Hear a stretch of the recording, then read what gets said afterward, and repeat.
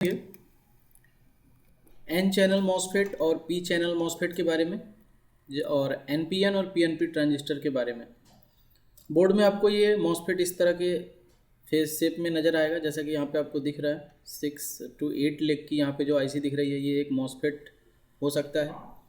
ये P channel का भी हो सकता है, एन चैनल का भी हो सकता है। वो उसके इंटरनल स्ट्रक्चर के ऊपर डिपेंड करता है और वो स्ट्रक्चर उस मॉसफेट का जो भी बोर्ड में लगा होगा उसके स्केमेटिक डायग्राम के अंदर मिलेगा, या फिर आप उसके बिहेवियर के हिसाब से उसको समझ सकते हो कि वो कौन सा टाइप का मॉसफेट है, एन चैनल है या पी चैनल है।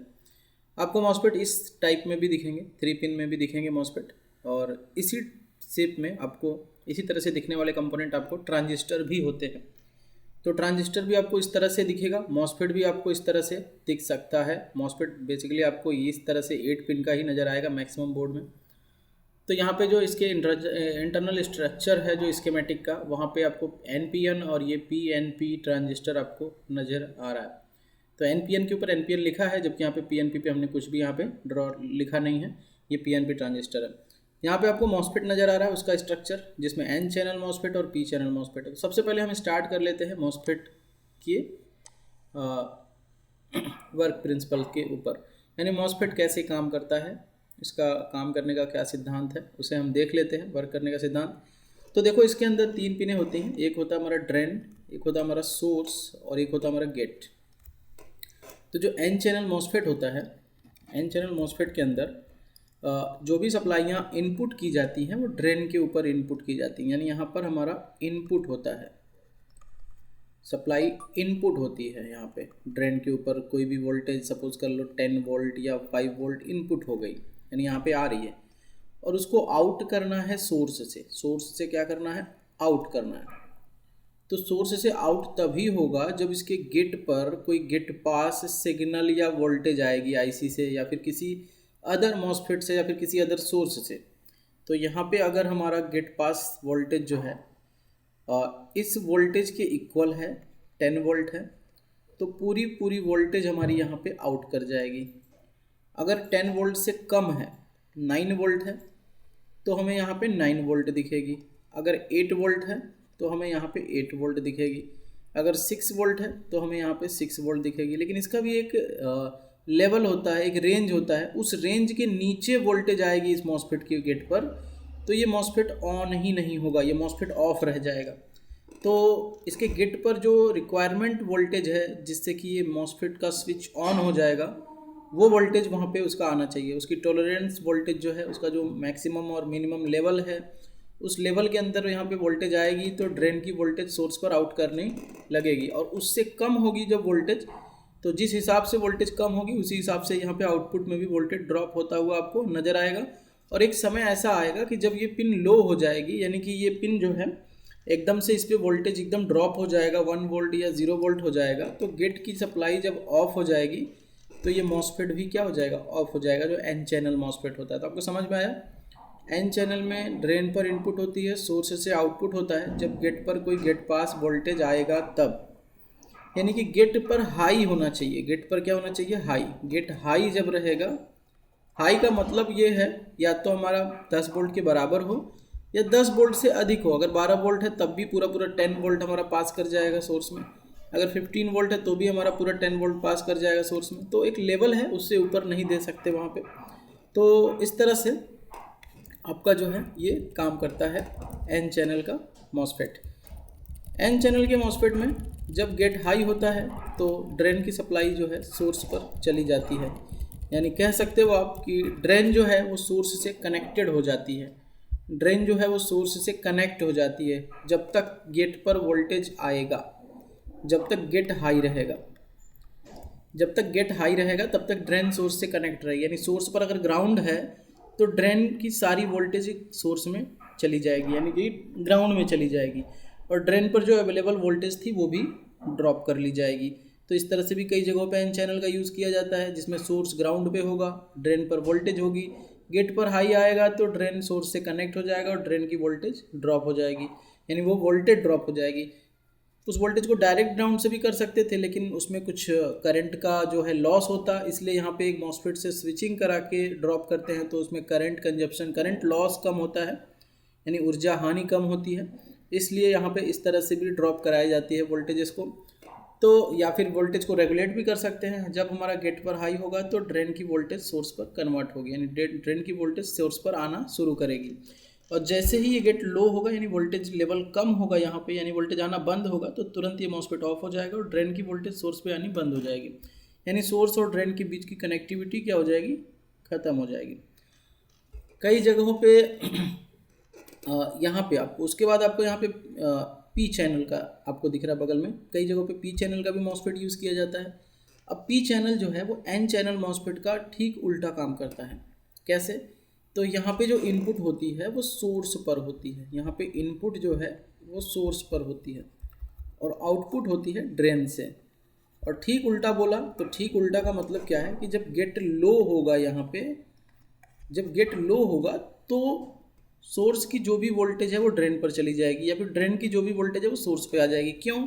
क्योंकि ड्रेन सोर्स से कनेक्टेड हो जाएगा, ड्रेन सोर्स से कनेक्टेड हो जाएगा। कब? जब गेट लो रहेगी तब।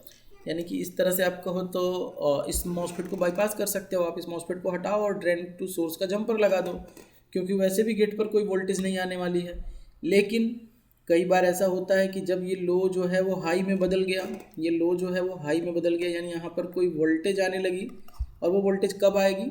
जब हमारे किसी अदर सर्किट में कोई प्रॉब्लम होगी और उस सर्किट में प्रॉब्लम की वजह से यहाँ पर हाई वोल्टेज आने लगी। हाई का मतलब क्या है कि यहाँ पे अगर 10 वोल्ट 5 वोल्ट इनपुट हो रहा है तो यहाँ पर भी 5 वोल्ट आ जाए तो हाई हुआ, यहाँ पर 6 वोल्ट आ जाए तो हाई हुआ, यहाँ पर 5 वोल्ट से नीचे होगा तो उसको लो मानेंगे और उस समय ये ऑन रहेगा।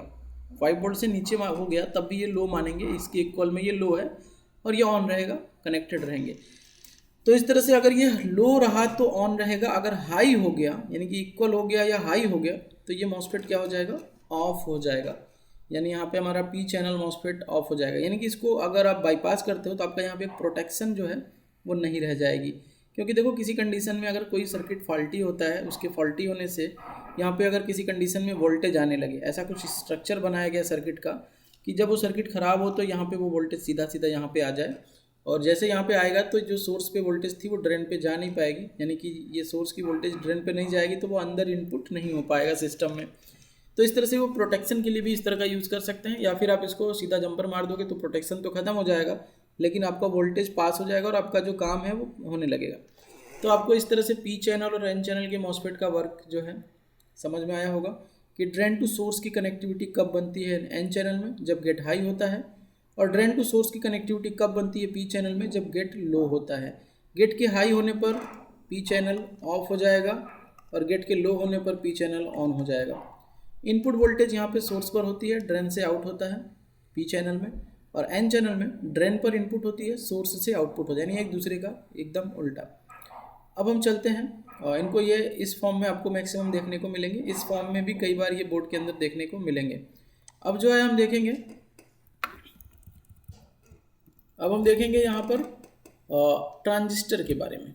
जो हमारा ट्रांजिस्टर है, ये हमारा एक ट्रांजिस्टर है जो कि NPN ट्रांजिस्टर है। NPN का मतलब क्या है कि दो नेगेटिव मटेरियल के बीच में एक पॉजिटिव मटेरियल फंसा हुआ है, यानी कि दो साइड N चैनल के कंपोनेंट सब्सटेंस रखे हुए हैं और उन दो N चैनल सब्सटेंस के बीच में, दो N चैनल पदार्थों के बीच में, नेगेटिव टाइप के पदार्थों के बीच में एक P चैनल का सब्सटेंस जो है, पदार्थ जो है, अर्धचालक जो है, सेमीकंडक्टर जो है वो लगा हुआ है। P चैनल सेमीकंडक्टर और N चैनल सेमीकंडक्टर के बारे में आप सर्च कर सकते हो, जो कि आपको मिल जाएंगे सिलिकॉन और जर्मेनियम के फॉर्म में।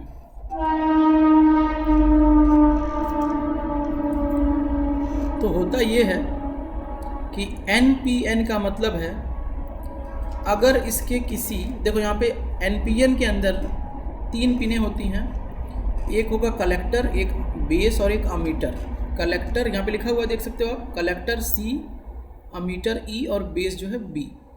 तो P चैनल में भी वही होता है, N चैनल में भी नाम वही होता है, लेकिन केवल एरो का अंतर होता है। आप देखो अमीटर पर एरो आउटसाइड है NPN में, और PNP में, ये PNP है, PNP में अमीटर पर करंट का डायरेक्शन इनसाइड है। तो करंट के डायरेक्शन से ही हमें NPN और PNP का डिफरेंस जो है वो पता लगता है। तो अमीटर से यहाँ करंट उत्सर्जक से उत्सर्जित होगी, यहाँ से हमारा करंट जो है वो आउट होगा, यानी कि जो सप्लाई होगी वो आउट होगी, और यहाँ से इन होगी। यानी कि ये भी एक दूसरे का उल्टा नज़र आ रहा है, और सेम टू सेम जैसा मॉसफेट में देखा वैसा ही यहाँ पर भी एक दूसरे का ये उल्टा प्रोसेस है। तो इसके कलेक्टर के ऊपर कुछ वोल्टेज इन होगी, यहाँ पे कुछ इनपुट वोल्टेज होगी, और जब इसका बेस हाई होगा, जैसा कि मॉसफेट काम कर रहा था, जब इसका बेस हाई होगा यानी बेस पर इसकी इक्वल वोल्टेज आए या उससे ऊपर वोल्टेज आए, तो ये ट्रांजिस्टर स्विच कर जाएगा और अमीटर पर वो वोल्टेज को आउट कर देगा, ड्राइव कर देगा, अमीटर से वो आउट हो जाएगा।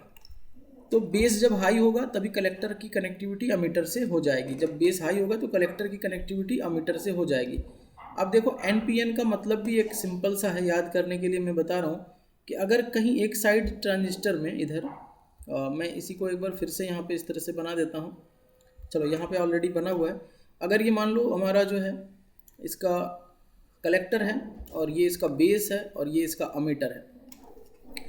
अगर मान लो कि कलेक्टर साइड में ग्राउंड है, बेस पर कोई वोल्टेज आई, यानी कि ये नेगेटिव है, बेस पर पॉजिटिव वोल्टेज आया, तो ये जो अमीटर बचा है ना वो अमीटर भी नेगेटिव हो जाएगा।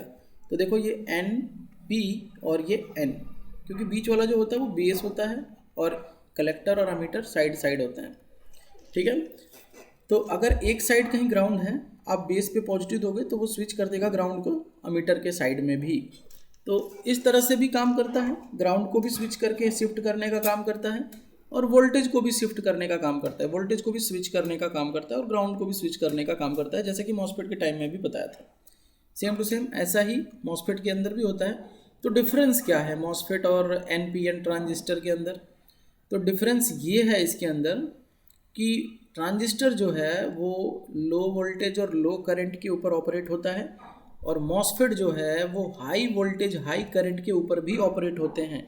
इन मॉसफेट और ट्रांजिस्टर के अलग अलग टाइप होते हैं, उन टाइप के बिहाफ पर भी ये ट्रांजिस्टर और मॉसफेट जो है अलग अलग वोल्टेज और करंट रेंज पर अपने काम को पूरा कर सकते हैं। उनके टाइप के अकॉर्डिंग वो जो उनकी कैपेसिटी होती है वो डिसाइड होती है।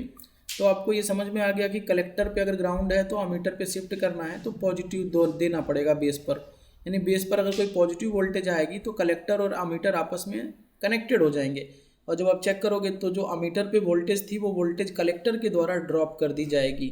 तो इस तरह से भी हमारा ये NPN ट्रांजिस्टर काम करता है, N चैनल मॉसफेट भी काम करता है। इसी तरह से P चैनल के अंदर सेम टू सेम उल्टा है प्रोसेस।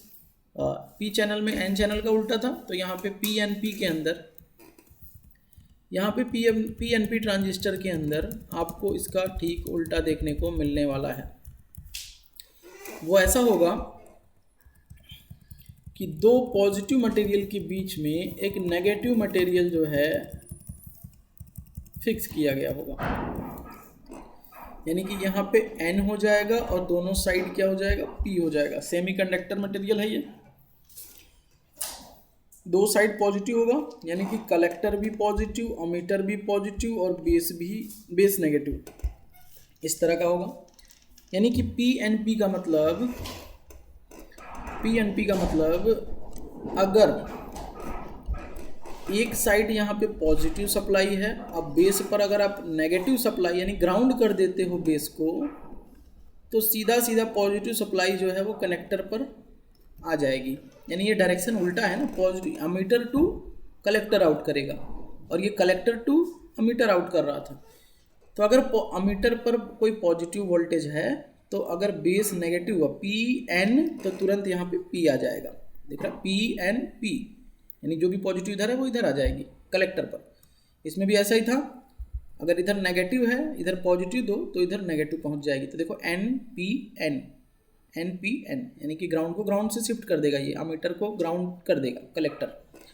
या फिर अगर कलेक्टर पर वोल्टेज होगा तो अमीटर पे वो वोल्टेज ला देगा कलेक्टर। कब लाएगा, जब हम बेस को पॉजिटिव करेंगे, यानी बेस को जब हम हाई करेंगे। सेम टू सेम यहाँ इसका अपोजिट है, ये पॉजिटिव है अगर किसी कोई सप्लाई है अगर अमीटर पे और आप बेस को नेगेटिव करते हो तब ये ऑन होगा और अमीटर की जो वोल्टेज होगी वो कलेक्टर में चली जाएगी।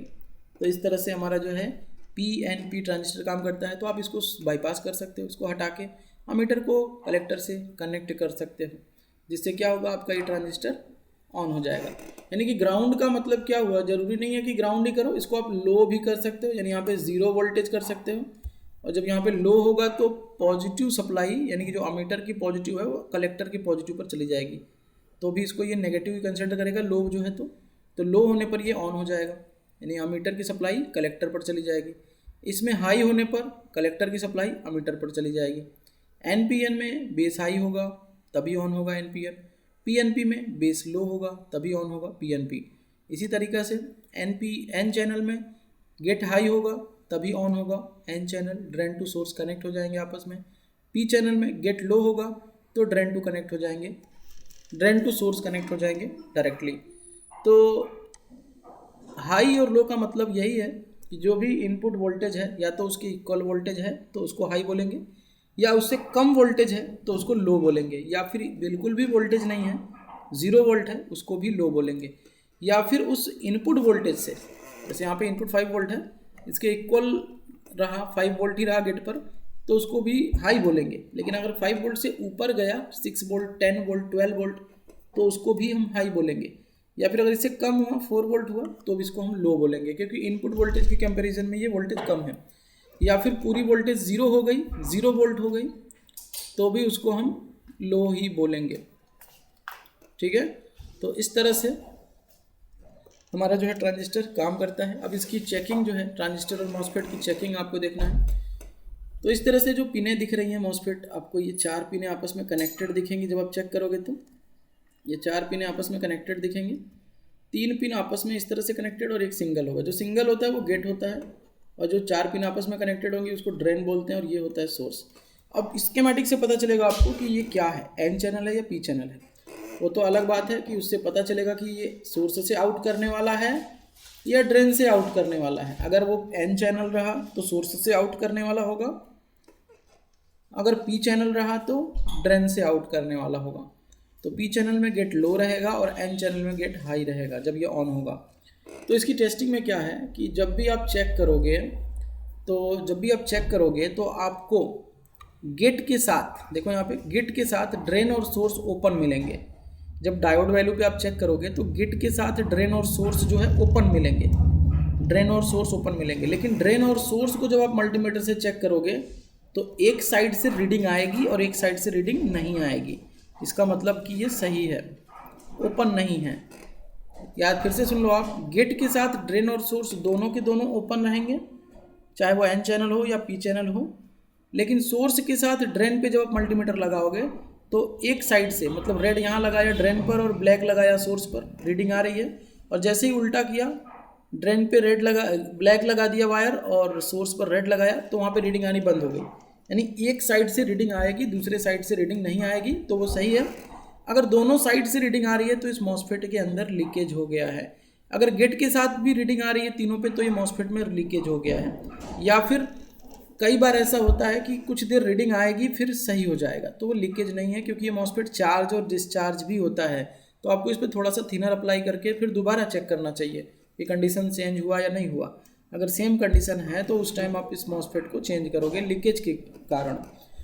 अगर इनमें से 3 पिन, आपको टोटल इसमें 8 पिनें दिख रही हैं, इनमें अगर 3 पिन में से कोई भी 2 पिन आपस में बजर साउंड करता है, चाहे वो गेट और ड्रेन हो, चाहे वो ड्रेन और सोर्स हो, चाहे वो सोर्स और गेट हो, कोई भी 2 पिन के ऊपर मल्टीमीटर की प्रोब रखने पर बीप साउंड आता है, कंटिन्यूसली बीप आता है। थिनर डाल के इसको डिस्चार्ज कर लो फिर भी बीप आ रहा है, तो इसका मतलब ये मॉसफेट जो है फुल शॉर्ट हो गया है। सेम टू सेम ट्रांजिस्टर में भी यही फॉलो करना है आपको। बेस के साथ अमीटर और कलेक्टर, बेस के साथ अमीटर और कलेक्टर कोई रीडिंग नहीं देंगे, जबकि कलेक्टर और अमीटर के बीच में एक जो है आपको वैल्यू शो होगी। अब इसके अंदर ज़रूरी नहीं है कि बेस ये हो, बेस ये भी हो सकता है, ये भी हो सकता है। तो आपको वो स्कीमेटिक से पता चलेगा कि कौन सा बेस है, या फिर आप ये पता करो मल्टीमीटर से कि जिसके साथ कोई 2 पिन में रीडिंग नहीं आ रही है वही बेस है, और किन 2 पिनों के बीच में रीडिंग आ रही है वही 2 पिन जो है कलेक्टर और अमीटर होंगे। अब कलेक्टर और एमीटर में आपको ये कंफर्म करना है कि इनपुट किस पे हो रहा है, वो NPN है या PNP है। तो आप उसकी स्कीमेटिक डायग्राम से देख के समझ सकते हो कि किस पे वोल्टेज आ रही है, किस पे से आउट करना है, और उसका स्कीमेटिक में उसका टाइप दिया होगा। उस टाइप के बिहाफ पे आप समझ सकते हो कि वो कैसा ट्रांजिस्टर है, NPN है या PNP। मल्टीमीटर से भी चेक हो जाता है रीडिंग के बिहाफ पे। जब आप चेक करोगे रीडिंग तो आपको एक साइड से रीडिंग मिलेगी कलेक्टर और अमीटर पे, दूसरे साइड से नहीं मिलेगी। लेकिन वही अगर PNP रहा, NPN में एक साइड से मिल रही है, जिस साइड से मिल रही है NPN में, सपोज करो अमीटर पर रेड लगा रहे हैं और कलेक्टर पर ब्लैक लगा रहे हैं, रीडिंग आ रही है, और ये NPN है। सेम इसी का उल्टा अगर कर दिया जाए, अगर ये PNP रहा तो अमीटर पर ब्लैक और कलेक्टर पर रेड लगाओगे तब रीडिंग आएगी। तो एक दूसरे का उल्टा रीडिंग आता है।